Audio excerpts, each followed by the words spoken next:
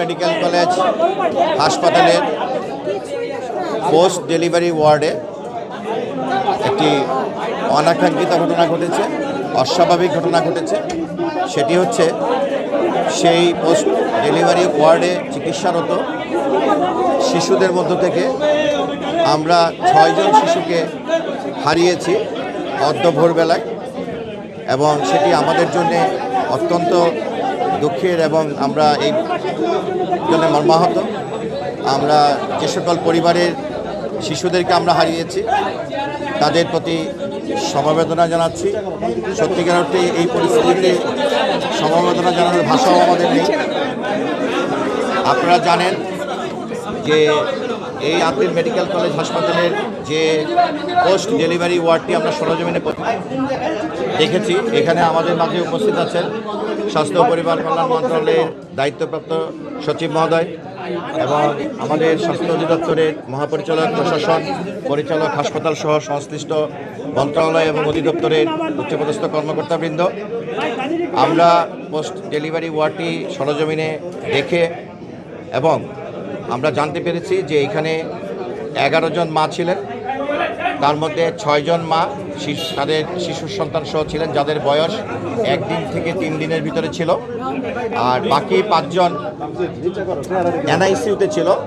এই ভবনেরই যে দোতলায় যে পোস্ট ডেলিভারি ওয়ার্ডটি তার 5 তলায় বাকি 5 জন এনআইসিউতে চিকিৎসাধীন ছিলেন অন্য তাদের জন্মগত জটিলতার কারণে। কিন্তু অদ্য ভোরবেলায় এই রুমটিতে এসি জটিলতা অথবা যে কোনো কারণেই হোক ওইখানের যে পরিবেশ একটি সাফোকেটিভ পরিবেশের মতো আমরা পেয়েছি, যে ওখানে আসলে এসি এমনভাবে ছিল যে এসিটি বন্ধ করলে ওখানে আর কোনো ভেন্টিলেশনের কোনো ব্যবস্থা নেই। এরকম একটি পরিস্থিতির মধ্যে এই শিশুরা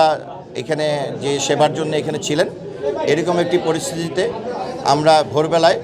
ক্রমান্বয়ে 6 জন শিশুকে আমরা হারিয়েছি। ভিটামিন ই ও সি সিরাম 8টি প্রাকৃতিক অয়েল সমৃদ্ধ লিলি সিরাম অয়েল, যা চুল পড়া কমায় মাত্র 30 দিনে। এই বিষয়ে আমরা ইতিমধ্যে মাননীয় মন্ত্রী স্বাস্থ্য ও পরিবার কল্যাণ মন্ত্রণালয় ওনার নির্দেশে এখানে আমাদের ভারপ্রাপ্ত সচিব স্বাস্থ্য ও পরিবার কল্যাণ মন্ত্রণালয়ে উপস্থিত আছেন, এখানে অধিদপ্তরের কর্মকর্তাবৃন্দ উপস্থিত আছেন। ইতিমধ্যেই এই বিষয়টিকে অধিকতর গুরুত্ব দিয়ে ইতিমধ্যে এই যে ব্যবস্থাপনার কোনো ত্রুটি আছে কিনা এবং এই মৃত্যুর কি কারণ এটিকে সঠিকভাবে নির্ণয় করার জন্যে ইতিমধ্যে মাননীয় মন্ত্রী স্বাস্থ্য ও পরিবার কল্যাণ মন্ত্রণালয় ওনার নির্দেশক্রমে একটি উচ্চপদস্থ একটি ইনকোয়ারি কমিটি ইতিমধ্যেই আমরা গঠন করেছি, এবং এটি স্বাস্থ্য ও পরিবার কল্যাণ মন্ত্রণালয়ের যুগ্ম সচিব হাসপাতাল পর্যায়ে এবং স্বাস্থ্য অধিদপ্তরের হাসপাতাল উইংয়ের উপপরিচালক পদমর্যাদায় একজন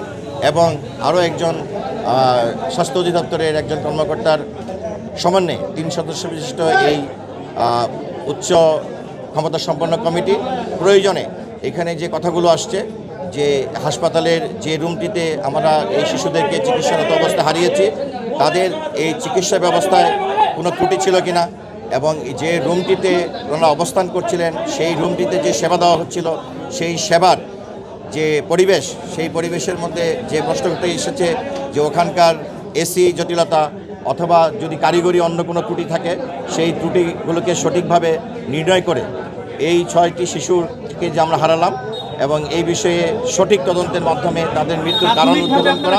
এবং তাদের ব্যবস্থাপনায় যদি কোনো ঘাটতি থাকে সেই লক্ষ্যে এই 3 সদস্য বিশিষ্ট উচ্চ ক্ষমতাসম্পন্ন কমিটি প্রয়োজনে টেকনিক্যাল এক্সপার্ট যদি সেটি কারিগরি ত্রুটির বিষয়ের জন্য যদি কোনো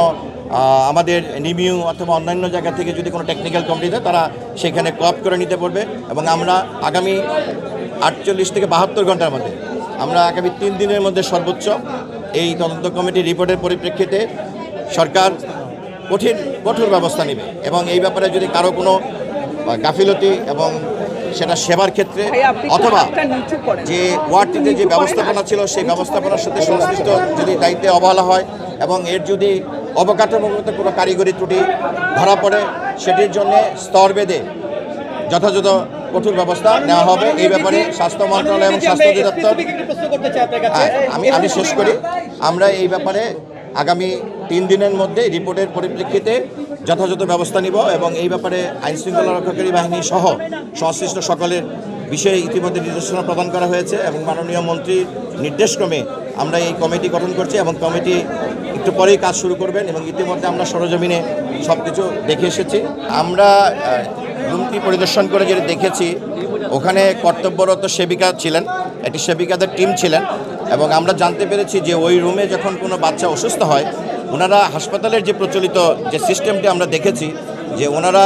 এই বাচ্চাদেরকে 5 তলায় এনআইসিইউতে চিকিৎসার জন্য পাঠান। এই জায়গাটাতে আমাদের কাছে মনে হচ্ছে যে একটি দুর্বলতা আছে এবং এটি কর্তৃপক্ষ এটি আমাদেরকে জানিয়েছেন, কিন্তু আমরা আমাদের যে সেবার দিক থেকে এটি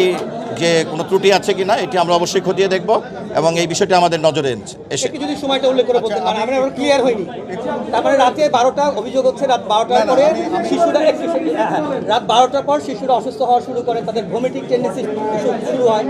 এরপরে হাসপাতাল কর্তৃপক্ষ কী ব্যবস্থা নিয়েছে রাত 12টা থেকে সকাল 6টা, আমরা সেই বিষয়টি স্পেসিফিকভাবে জানতে চাই। আমরা আপনি যে সময়টির কথা বলছেন যে ভোরবেলার যে সময়টি, এই সময়টির ভিতরে ওখানে যে সেবাপ্রাপ্ত শিশুরা ছিল আর উপরে যে সেবাপ্রাপ্ত এনআইসিইউতে শিশুরা ছিল, এর ভিতরে কোনো গাফিলতি হয়েছে কিনা এটি আমরা কঠোরভাবে আমরা এটি অ্যাড্রেস করি।